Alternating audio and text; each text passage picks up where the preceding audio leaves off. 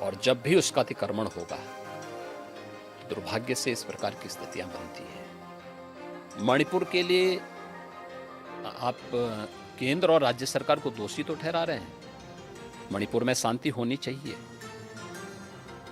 हर व्यक्ति की कामना है, क्योंकि पिछले 9 वर्ष के अंदर जो ऐतिहासिक कार्य पूर्वोत्तर के राज्यों में हुए हैं और प्रधानमंत्री मोदी जी के नेतृत्व में पिछले 9 वर्ष के दौरान मणिपुर हो या जम्मू कश्मीर हो, जिस प्रकार से शांति बहाली वहां हुई और राष्ट्र की मुख्य धारा से क्षेत्र जुड़े हैं, ऐतिहासिक है। आजादी के बाद पहली बार अरुणाचल, नागालैंड, मिजोरम, मेघालय, मणिपुर, त्रिपुरा, असम, ये सभी मुख्य धारा के साथ जुड़कर के विकास की प्रक्रिया के साथ तेजी के साथ आगे बढ़े थे। दुर्भाग्य से पड़ोसी मुल्कों के द्वारा जिस प्रकार की साजिशें कभी कभी रची जाती हैं और लगातार नॉर्थ ईस्ट के मामले में तो इसके साक्ष्य हैं, कहीं ना कहीं जब किसी स्तर पर अनावश्यक लक्ष्मण रेखा का अतिक्रमण करके कार्यपालिका के कार्य में जब कोई संवैधानिक मशीनरी अनावश्यक रूप से हस्तक्षेप करेगी, जो काम संसद का है, जो काम कार्यपालिका का है, उसमें हस्तक्षेप होगा, तो इस प्रकार की दुर्भाग्यपूर्ण स्थिति बनती है। आप विश्वास करिए, मणिपुर में फिर से शांति बहाली होगी और वहां पर बीजेपी की गवर्नमेंट जिस विकास की प्रक्रिया को आगे बढ़ा रही थी, प्रक्रिया आगे बढ़ेगी, तेजी के साथ आगे बढ़ेगी। पूर्व सेनाध्यक्ष कांग्रेस हो या यूपीए हो या INDIA जो ग्रुप है, ये जो ... ग्रुप है, यह ग्रुप अपने यहां देखे ना, बेटी मणिपुर की हो या राजस्थान की, यूपी हो या बिहार या वेस्ट बंगाल, हर बेटी को सुरक्षा मिलनी चाहिए, हर नागरिक को सुरक्षा मिलनी चाहिए और ये किसी भी सरकार की सर्वोच्च प्राथमिकता होनी चाहिए। लेकिन प्रश्न है, देश की जनता भी करना चाहेगी इन लोगों से कि ये वीडियो बनाने के बाद 2 महीने तक क्यों इसको सुरक्षित करके रखा गया था और फिर संसद के एक दिन पहले ही क्यों जारी हुआ, जिस दिन संसद चलनी थी उसी दिन क्यों जारी हुआ? इसके पीछे क्या साजिश नहीं दिखती है? अस्थिरता पैदा करना इसका उद्देश्य नहीं है। इसके नाम पे भारत को बदनाम करना और भारत की लोकतांत्रिक व्यवस्था को बदनाम करने की इसकी साजिश नहीं है। जो लोग अपने यहाँ लोकतंत्र बहाली नहीं कर पाते, लोकतंत्रवादियों को कुचलते हैं, उन लोगों की साजिश इसके पीछे है और उसका मोहरा कुछ चुनिंदा लोग बन रहे हैं। क्या सब दिखाई नहीं देता? ये सब स्पष्ट है। हम लोगों को इन चीज़ों को भी देखना होगा और इससे सतर्क होकर के ही हम शांति भी बहाली करेंगे। साथ साथ आम जनमानस का विश्वास मोदी जी के प्रति है और फिर से मोदी जी के नेतृत्व में NDA की गवर्नमेंट बनेगी, इसमें 2024 में कोई संदेह नहीं होना चाहिए। आप राजनीतिक साजिश की बात करते हैं।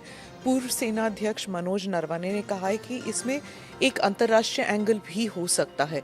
उन्होंने कहा कि जो भारत के जो एनिमीज हैं, चाहे चाइना हो या फिर पाकिस्तान हो, वो हमारे बीच जो लोग हैं और जो फिशर्स हमारे बीच हैं, जो दरारें हैं हम लोगों के बीच, उन दरारों को और डीप और गहरा करना चाहती है। तो इस मणिपुर के किस्से को ही लेकर उन्होंने कहा कि हो सकता है कि उनका भी कोई हाथ हो इसमें। नहीं, मैंने कहा ना कि जो लोग लोकतंत्रवादियों को अपने देश में कुचलते हैं, उनको मणिपुर और भारत का लोकतंत्र कैसे अच्छा लग सकता है? और आपका राज्य भी नेपाल से जुड़ा हुआ है, आप भी एक किस्म से आप भी एक फ्रंटियर हमारे यहाँ कोई दिक्कत नहीं आएगी। उत्तर प्रदेश सुरक्षित है और उत्तर प्रदेश सुरक्षित रहेगा। INDIA को लेकर बात चल रही थी, तो अगर अखिलेश और राहुल गांधी फिर से वापस आते हैं जैसे 2017 के चुनाव में आए थे, तो क्या फिर से बीजेपी के लिए? उत्तर प्रदेश में सभी जोड़ियां आ चुकी हैं। 2014 में ये सब मिलकर के लड़ चुके हैं, 2017 में, 2019 में, 2022 में, चारों चुनाव मोदी जी के नेतृत्व में भारतीय जनता पार्टी और एनडीए ने विराट बहुमत के साथ में सफलता प्राप्त की है और 2024 में उत्तर प्रदेश भी और देश भी इंतजार कर रहा है। देश को धोखा देने वाले, देश की जनता को जाति, मत और मजहब के आधार पर बांटने वाले, सामाजिक न्याय के नाम पर परिवारवाद और जातिवाद को प्रश्रय देने वाले, अपने राजनीतिक स्वार्थों के लिए देश को आतंकवाद, नक्सलवाद और अलगाववाद की भट्टी में झोंकने वाले तत्वों को ये देश कभी स्वीकार नहीं करेगा, कभी नहीं स्वीकार करेगा। उनकी पार्टियां सब कहते हैं कि आपकी पार्टी है जो एक सिस्टम लाना चाहती है और उस सिस्टम के अंतर्गत आप जुडिशरी को, इलेक्शन कमीशन को, मीडिया को, सबको दबा के रखते हैं और यूसीसी भी उसी में कह रहे हैं कि यूनिवर्सल सिविल कोड भी उसी रास्ते में एक है। देखिए, यूसीसी के बारे में दुष्प्रचार ज़्यादा है।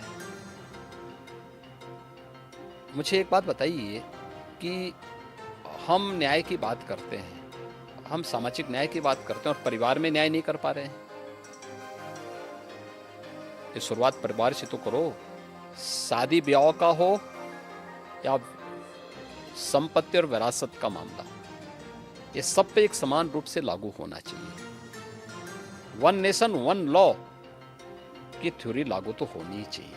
अगर एक देश के नागरिक हैं, और दुर्भाग्य है कि दुनिया के अंदर अल्पसंख्यक समुदाय अपने लिए विशेष अधिकार की मांग नहीं करता, वो बहुसंख्यक समाज के साथ जुड़ने की बात करता है। और भारत के अंदर ये लोग अल्पसंख्यक के नाम पर अपने लिए विशेष अधिकार की मांग करते हैं। भारत के कानून को हर एक को स्वीकार करना चाहिए और उसी में सबकी सुरक्षा और सबकी समृद्धि निहित है।